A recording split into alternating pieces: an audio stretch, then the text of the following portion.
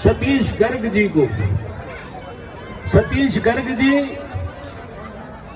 उस व्यक्ति का प्रतिनिधित्व यहाँ पर करते हैं जो एक लंबे समय तक यहाँ पर महेंद्र नागपाल जी की तरह विधायक भी रहे और हमारे पार्टी के अध्यक्ष भी रहे, ऐसे स्वर्गीय मांगेराम गर्ग जी। और आप सब लोग जानते हैं कि उन्होंने भी इस क्षेत्र के लिए, इस पूरी विधानसभा के लिए बहुत गहराई और गंभीरता से काम किया।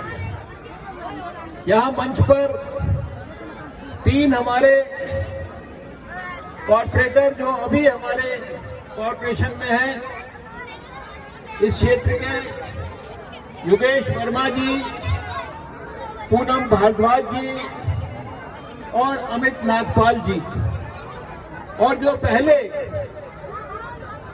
पास्ट में हमारे निगम पार्षद रहे हैं दिल्ली नगर निगम में, ऐसे देवराज और ममता नागपाल जी, ये भी आपको मंच पर नजर आ रहे हैं।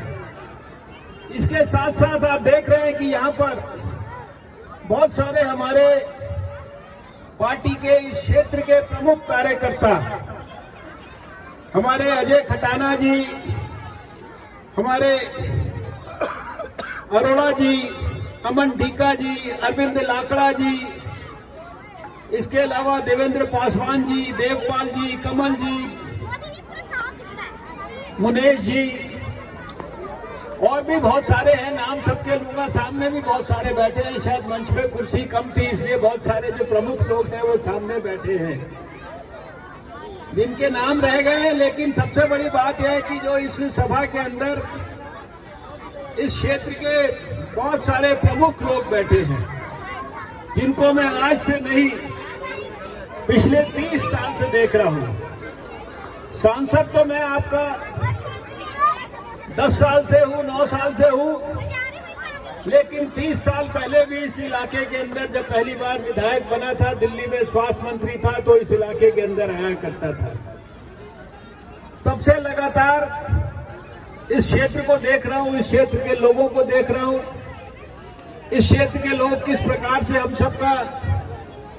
सबको प्यार करते हैं, मोहब्बत करते हैं, भारतीय जनता पार्टी के कार्यकर्ताओं का सहयोग करते हैं। इसके लिए भी मैं हृदय की गहराइयों से आज के इस अवसर पर आप सबका बहुत बहुत धन्यवाद करना चाहता हूं।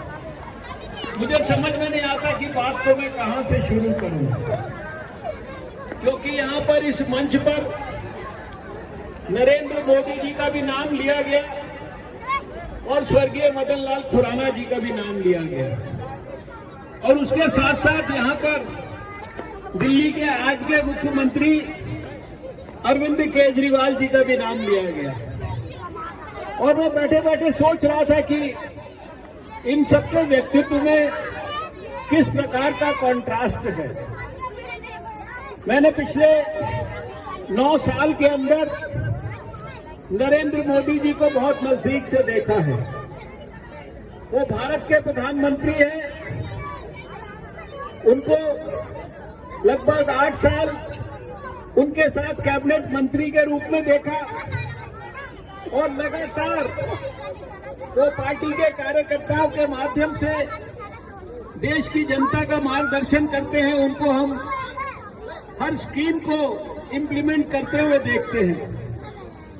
लेकिन जिस बात का मैं जिक्र करना चाहता हूं कि इस 9 साल के अंदर कम से कम मैंने अपनी आंखों से 1 दर्जन बार भारत के प्रधानमंत्री नरेंद्र मोदी जी की आंखों को नम देखा है, उनकी आंखों से आंसुओं को निकलते हुए देखा है। और जब भी मैंने उनकी आंखों को नम देखा, जब भी मैंने उनकी आंखों से आंसुओं को डबडबाते हुए देखा है, वो चाहे कैबिनेट मीटिंग हो, चाहे वो पार्लियामेंट हो, चाहे वो लोकसभा हो, चाहे वो राज्यसभा हो, हमेशा एक ही कारण होता था कि उस समय उनका दिल इस हिंदुस्तान के गरीबों के लिए फड़फड़ा रहा होता था, हिंदुस्तान के गरीबों के लिए धड़क रहा होता था। याद करो 2014 लाल किले पर पहली बार भाषण देने आए थे। क्या कभी आप कोई सोच सकता है कि जो इतने लंबे समय तक एक प्रदेश का मुख्यमंत्री रहने के बाद पहली बार प्रधानमंत्री बनकर लाल किले पर भाषण देने के लिए आए, और वो अपने भाषण के अंदर क्या उल्लेख किया था? उन्होंने चीजें तो बहुत सारी उल्लेख करी थी। इसके पहले भी बहुत सारे प्रधानमंत्री लाल किले पर आए, लेकिन उन्होंने कहा कि मेरे देश के अंदर 18,000 ऐसे गरीब इलाके हैं, ऐसे गांव हैं जहां 70 साल के बाद भी भारत का गरीब, भारत की मेरी बूढ़ी माँ 70 साल से अंधेरे के अंदर रह रही है। आप सोचिए 18,000 गांव, 1947 में देश आजाद हुआ हो और 2014 में एक प्रधानमंत्री, मेरा ख्याल से नरेंद्र मोदी जी भारत के 12वें प्रधानमंत्री थे, उसके पहले भी प्रधानमंत्री हुए, लेकिन किसी ने लाल किले पर आकर ऐसी बात नहीं की होगी। उन्होंने कहा कि ये 18,000 गांव जिसमें अंधेरा है, मैं ये संकल्प लेता हूं देश के सामने, 1000 दिनों के अंदर इन 18,000 गांवों के अंदर मैं बिजली का खंभा पहुंचा दूंगा, बिजली की तार पहुंचा दूंगा। और फिर आपने देखा कि 1000 दिन पूरे नहीं हुए। मैं तो कैबिनेट में था, मुझे पता है कि उन गांवों में बिजली पहुंचाना कितना मुश्किल था। कोई गांव जंगल में था, कोई पहाड़ी पर था, कहीं पर खंबे से तार नहीं जोड़ी जा सकती थी, लेकिन प्रधानमंत्री जी ने एक एक गांव को मॉनिटर किया, एक एक गांव को मॉनिटर किया, और 989 दिन जो पूरे हुए तो 18,000वां जो गांव था मणिपुर के अंदर, उसके अंदर बिजली पहुंच चुकी थी। हिंदुस्तान में कोई ऐसा घर नहीं बचा था जहां की अंधेरा हो। ये था प्रधानमंत्री नरेंद्र मोदी जी का चरित्र। हर चीज के अंदर, उनके दिल के अंदर हमेशा गरीबों के कल्याण के लिए विषय रहता है। आज तक किसी ने टॉयलेट के बारे में सोचा? अभी ये हमारे वर्मा जी कह रहे थे यहाँ 2 टॉयलेट बनने वाले हैं, यानी टॉयलेट कितना महत्वपूर्ण हो गया इस देश के अंदर। पहले किसी ने नहीं सोचा होगा उस माँ के लिए, बहन के लिए, जिसके लिए उन्होंने कहा कि इस देश के अंदर, ये इस देश का दुर्भाग्य है कि इस देश की माँ बहन को सूरज छुपने का इंतजार करना पड़ता है अपनी कॉल ऑफ नेचर अटेंड करने के लिए, क्योंकि रोशनी के अंदर वो खुले के अंदर शौच नहीं जा सकती। और आज स्थिति क्या है? देश के अंदर 12 करोड़ एक स्कूल के अंदर, हिंदुस्तान के अगले साल जब 15 अगस्त आया 2015 का, तो प्रधानमंत्री मोदी ने एक एक स्कूल में बच्चियों के लिए भी टॉयलेट बनवा दिया था। एक साल के अंदर एक एक स्कूल के अंदर बच्चियों के लिए भी, और फोटो के साथ कैबिनेट मीटिंग के अंदर वो मॉनिटर होता था। मैं इस बात का गवाह हूं। स्मृति ईरानी उस समय स्कूलों की मंत्री होती थी देश की। ये मैंने प्रधानमंत्री मोदी का चरित्र देखा है। आज तक किसी ने सोचा? एक प्रधानमंत्री क्या गया था, 1 रुपया मैं भेजता हूं, बीच में 85 पैसा लोग खा जाते हैं, 15 पैसा लोगों के पास पहुंचता है।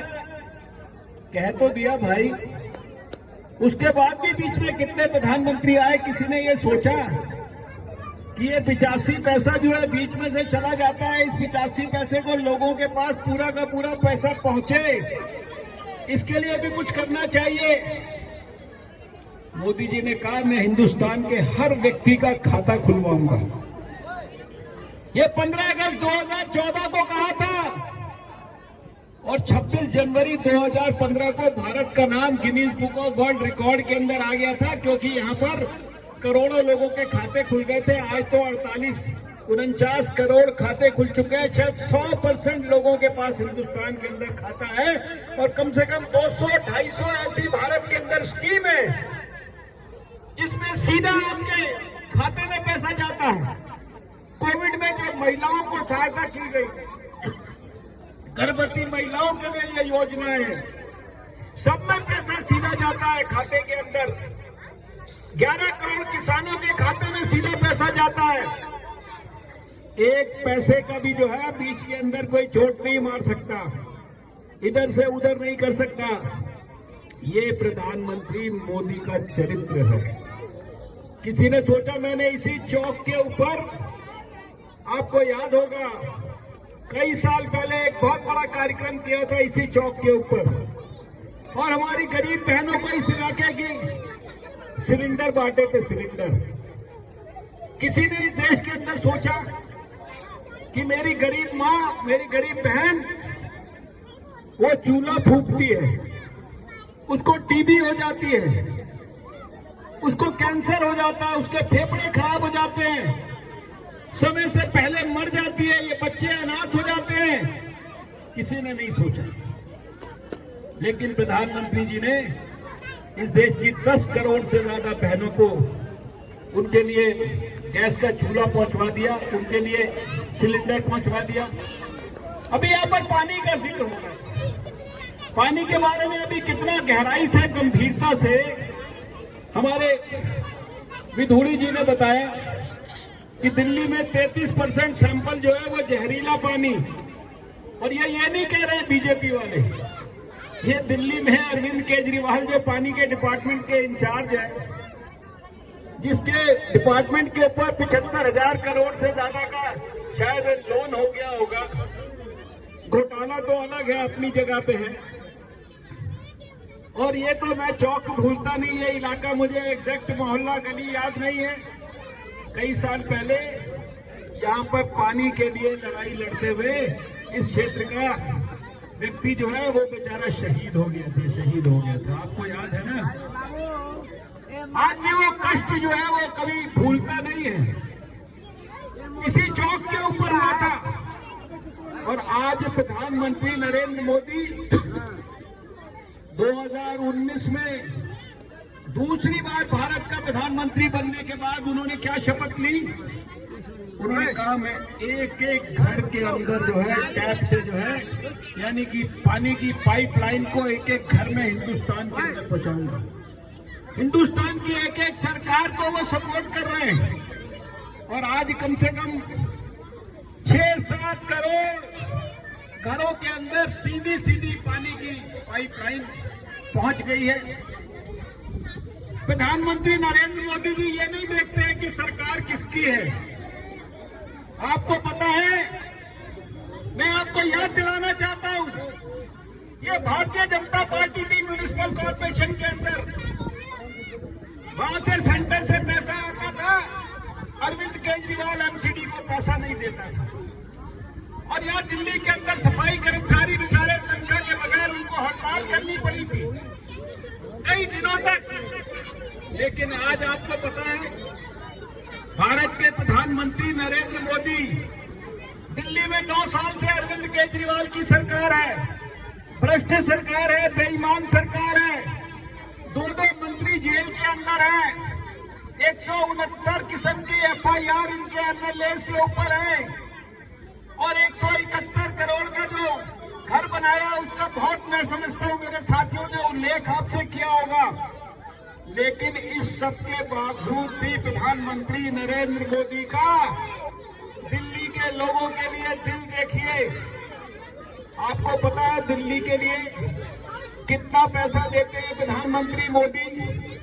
इस साल कितना पैसा उन्होंने दिया है? 1.5 लाख करोड़ रुपया दिल्ली के लिए बजट के अंदर रखा है। 1.5 लाख करोड़ रुपया, 1.5 लाख करोड़ रुपया।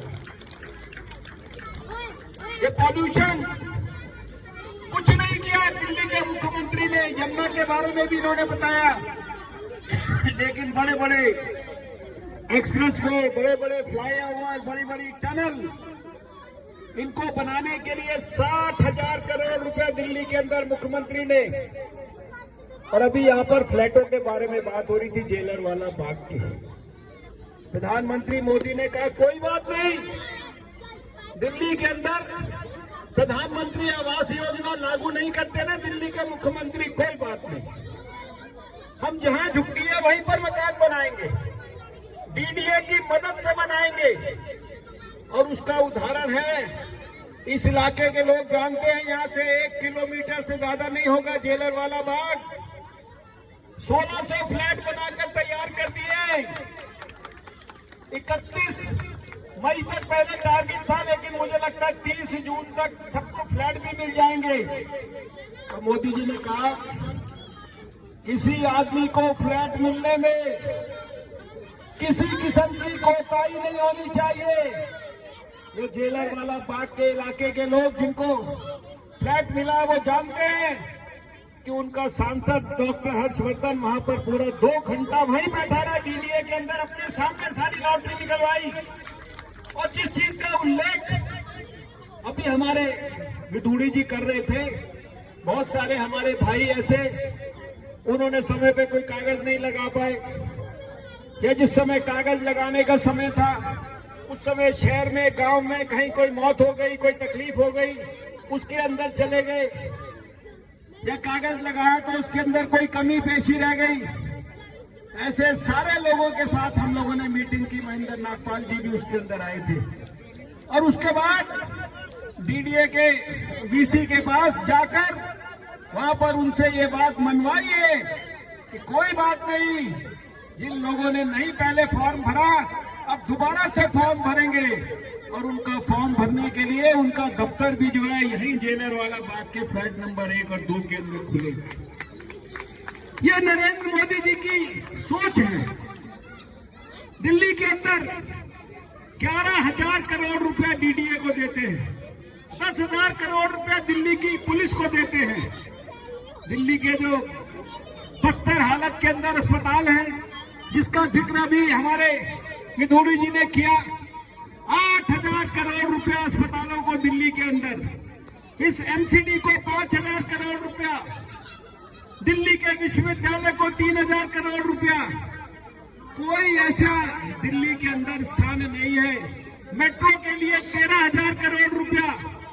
ये सारा कुछ प्रधानमंत्री नरेंद्र मोदी जी का जो बड़ा दिल है ना दिल्ली के लिए, भले ही सरकार हमारी नहीं है यहाँ पर, भले ही हमें 2 चुनावों के अंदर दिल्ली के लोगों ने, वो कहते हैं कोई बात नहीं, असेंबली में नहीं चुनाव में जिताया, लेकिन 7 में से 7 जो है पार्लियामेंट की सीटों में तो जिताया। लेकिन जिताया या नहीं जिताया, उनका जो धर्म है, जिसका मैंने आपसे जिक्र किया कि वो दिल उनका जो है गरीब लोगों के लिए धड़कता है। दिल्ली में किस प्रकार से दयनीय स्थिति है, कौन से वादे किए थे ये मुख्यमंत्री केजरीवाल, याद है ना 2013 मैं तो सबसे पहले मैंने ही तो चुनाव लड़ा था मुख्यमंत्री केजरीवाल के खिलाफ, और उनके साथ में 2013 में भारतीय जनता पार्टी को कितनी सीटें आई थी? 32। इनकी सीटें कितनी आई थी? 28। कांग्रेस की सीटें कितनी आई थी? 8। और ये क्या कहते थे? दुनिया की सबसे भ्रष्ट पार्टी कांग्रेस, दुनिया के अंदर सबसे भ्रष्ट पार्टियां, हिंदुस्तान की जितनी पार्टियां हैं, महाराष्ट्र की पार्टी से लेकर बिहार की पार्टी से लेकर उत्तर प्रदेश की पार्टियों से लेकर सबको कहते थे ये सारे के सारे बेईमान है, सारे के सारे भ्रष्ट है, सबको भ्रष्ट, सबको बेईमान। और आपने देखा जब 2013 का चुनाव हुआ था भाइयों, दिल्ली के अंदर उपराज्यपाल ने किसको? बीजेपी को बुलाया था सरकार बनाने के लिए, लेकिन बीजेपी ने कहा, हमने कहा भाई 4 सीटें कम है, हमें कोई नैतिक अधिकार नहीं है सरकार बनाने का, हम इंतजार करेंगे जब सीटें पूरी होंगी तब सरकार बनाएंगे। और ये चरित्रहीन व्यक्ति उसी कांग्रेस के साथ मिलकर इसने सरकार बनाई, वो आपने देखा। और उसके बाद सरकार बनाने के समय क्या क्या इसने वादे किए थे, उन सब वादों को मुझे लगता है ये सारे लोगों ने आपको, अब तो आप लोग भी वो बातें सुन के तंग आ चुके होंगे कि कितनी 1000 बार हम ये बातें सुने। क्या हालत कर दी दिल्ली की, शराब की नगरी बना दी। स्कूलों के पास, मंदिरों के पास, अस्पतालों के पास, सब जगह पर शराब, शराब ही शराब। एक बोतल के साथ दूसरी बोतल फ्री। और शराब के अंदर इतना बड़ा घोटाला। कल सुबह, आज सुबह के अखबार में हेडलाइन थी, हेडलाइन, ईडी वालों ने, सीबीआई वालों ने 17 करोड़ रुपए को कैसे गुजरात, वहां पर गोवा के अंदर इलेक्शन के अंदर 17 करोड़ रुपया ट्रांसफर हुआ, वो सारा का सारा उन्होंने ट्रेस किया। पूरा का पूरा उन्होंने जो है उनकी चैट जो है सारी की सारी ट्रेस की। दो मंत्रियों को कुछ नहीं मिल रहा है, कोई बेल नहीं मिल रही है। और जिसके बारे में, जिस बंगले के बारे में तो मैं क्या बताऊं, इतने दिन से वो रेडियो पे, टेलीविजन पे, हमारे पार्टी के कार्यकर्ता तो एक हफ्ते तक उसके लिए धरना लगाए हैं। ये पैसा जो लगा वहां पर, मैं कम से कम आधा दर्जन से ज्यादा लोगों से पर्सनली पूछ चुका हूं। जमुना पार में, साउथ एक्सटेंशन में, राजौरी गार्डन में, सब जगह मैंने पता किया। भाई कोई 8 लाख रुपए की रेंज में या 5 लाख रुपए की रेंज में कोई अच्छा पर्दा मिल सकता है? कहीं नहीं मिलता। जो पर्दे मिलते हैं, मैंने कहा अच्छा ये पर्दा जो तुम्हारा है इसमें कोई रिमोट लगा दे तो कितना और एक्स्ट्रा खर्चा हो जाता है? तो कहते हैं 25-30 हजार रुपए और हो सकता है। यानी बढ़िया से बढ़िया पर्दा भी वो कहते हैं कि 3 मीटर का पर्दा 50-60 हजार रुपए से ऊपर नहीं बैठता। और 8 लाख, 10 लाख, 1 करोड़ रुपए के पर्दे। 1 करोड़ रुपया कहां से है भाई? ये आपका हमारा पैसा है। गरीब आदमी टैक्स देता है, उसका पैसा है। छोटे से छोटा जो काम धंधा करता है उसको भी लाइसेंस बनाने के लिए कारपोरेशन में जाकर फीस देनी पड़ती है। और 171 करोड़ रुपया एक घर के ऊपर। वो मुख्यमंत्री जो शुचिता की बात करता था, जो कहता था सिक्योरिटी नहीं लूंगा, गाड़ी छोटी सी गाड़ी पे चलता था, कहता था इससे भी कोई छोटी होगी तो उस पे चलूंगा, 4 कमरे से भी कोई छोटा मकान अगर सरकारी व्यवस्था में मिल सकता है तो वो वाला मकान लूंगा। ये सारी की सारी चीजें आपने देखी है ना। और जितनी प्रधानमंत्री मोदी ने अच्छी स्कीम लागू की, कोई इस देश के अंदर ऐसा सोच सकता है कि एक गरीब आदमी रहता बिहार में है, दिल्ली में आकर काम करे, बीमार हो जाए दिल्ली के अंदर, या दिल्ली के अंदर रहने वाला बिहार में जाके बीमार हो जाए, तो वो गरीब आदमी हिंदुस्तान के किसी भी बड़े से बड़े 5 स्टार अस्पताल में 25 हजार अस्पतालों में किसी में भी बिना किसी कागज पत्तर के घुस जाए और केवल अपना टेलीफोन नंबर, मोबाइल बताए या अपना कोई आई कार्ड दिखाए तो 5 लाख रुपए का इलाज उसका मुफ्त हो जाएगा। इससे ज्यादा कोई अच्छी स्कीम हो सकती है? करोड़ों गरीबों का फायदा हो चुका है। लेकिन ये जो अरविंद केजरीवाल है, इसके सिर के ऊपर जूंगनी रेंग रही है। ये आयुष्मान भारत की स्कीम लागू करने के लिए तैयार नहीं है। वो 2 साल का पीरियड कोविड का, कोरोना का आपने सबने देखा।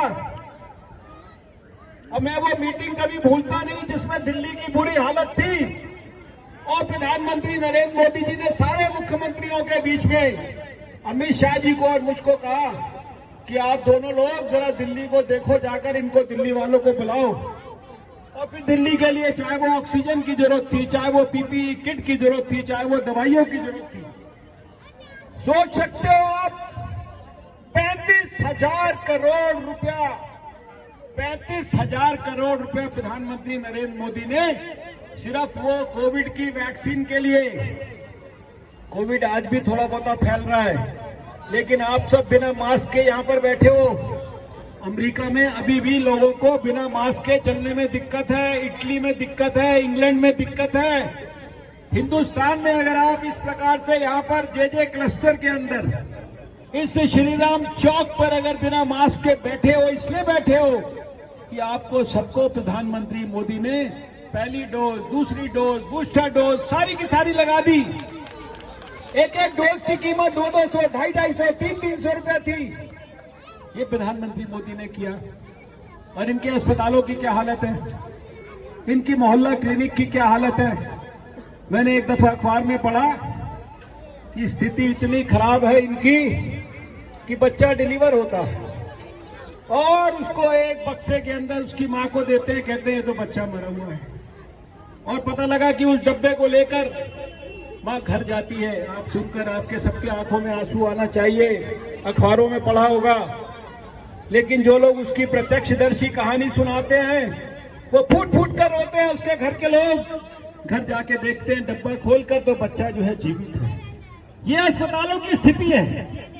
अस्पतालों के अंदर दलित महिलाओं के साथ जिस प्रकार से रेप हुआ और उसके बाद उसने प्राण दे दिए, कोई दिल्ली का मंत्री, कोई दिल्ली का ऑफिसर उसके घर में आज तक उसके आंख के आंसू पहुंचने के लिए नहीं गया। ये मोहल्ला क्लिनिकों जो है ना, इनको भी जरा खोलकर समझना, ये कहाँ खुली हुई है, किस किस के घर में खुली हुई है, इसका जो किराया है किसकी जेब में जाता है। इसलिए मैंने कहा ये पर्दा जो लगाया है या जो और बड़े बड़े इटालियन और कौन कौन से मार्बल लगाए हैं वियतनाम के, पता नहीं, अभी तो जब देखेंगे लोग तो उसको पता लगेगा।